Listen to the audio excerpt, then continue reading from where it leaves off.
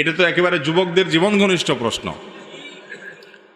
সারাদিনই ফেসবুক চালাতে গেলে এগুলো করতে হয় বা এগুলোর মুখোমুখি হতে হয় না।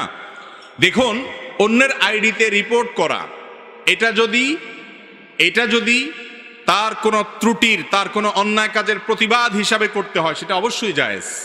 ধরুন, কথার কথা কেউ এমন কিছু লিখেছে যেটা ইসলাম বিরোধী, মুসলিম বিরোধী, যেটা গুজব, যেটা মিথ্যা তথ্য ছড়িয়ে সমাজে অশান্তি সৃষ্টি করতে পারে, এরকম তথ্য দিয়েছে, সেই ব্যাপারে যদি আপনি রিপোর্ট করেন কর্তৃপক্ষকে যে এই লোক মিথ্যা তথ্য ছড়াচ্ছে, গুজব ছড়াচ্ছে, বা ভুল তথ্য দিচ্ছে, বা সাম্প্রদায়িক সম্প্রীতি নষ্ট করছে, ধর্মীয় দাঙ্গা সৃষ্টির পায়তারা করছে, খারাপ কোনো কিছু পোস্ট করেছে, অশ্লীল কোনো কিছু পোস্ট করেছে, চরিত্র নষ্ট করছে, সমাজ এবং অন্যদের ধ্বংস ডেকে আনছে, এইরকম ক্ষতিকর কিছু করলে অন্যায়ের বাধা দেওয়া, এটা কোরআনের নির্দেশ। মান রাআ মিনকুম মুনকারান ফালিয়ুগাইয়িরহু বিয়াদি। নবী সাল্লাল্লাহু আলাইহি সাল্লাম বলেছেন, কেউ কোনো অন্যায় কাজ দেখলে হাত দিয়ে সেটা বাধা দিবে। আপনি ফেসবুকে এরকম কোনো অন্যায় দেখলে আপনি সেটার বিরুদ্ধে রিপোর্ট করলেন।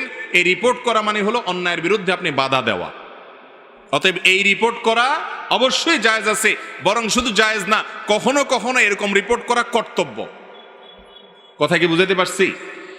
তবে শত্রুতা বশত আপনি রিপোর্ট করলেন বা রিপোর্ট করার কোনো যৌক্তিক গ্রাউন্ড থাকলো না, সেটা তো অবশ্যই জায়েজ হবে না, কারণ মুসলমান অন্য কারোর ক্ষতির কারণ হতে পারে না। ঠিক একইভাবে হ্যাক করা, অন্যের আইডি হ্যাক করা, এটা অবশ্যই একটু ভিন্ন, কারণ কারোর আইডি হ্যাক করা, অন্যায়ভাবে সেটা চুরি করা, করে সেটাতে কোনো কিছু করা, এটা মৌলিকভাবে জায়েজ নয়। রিপোর্টের কথাটা ভিন্ন।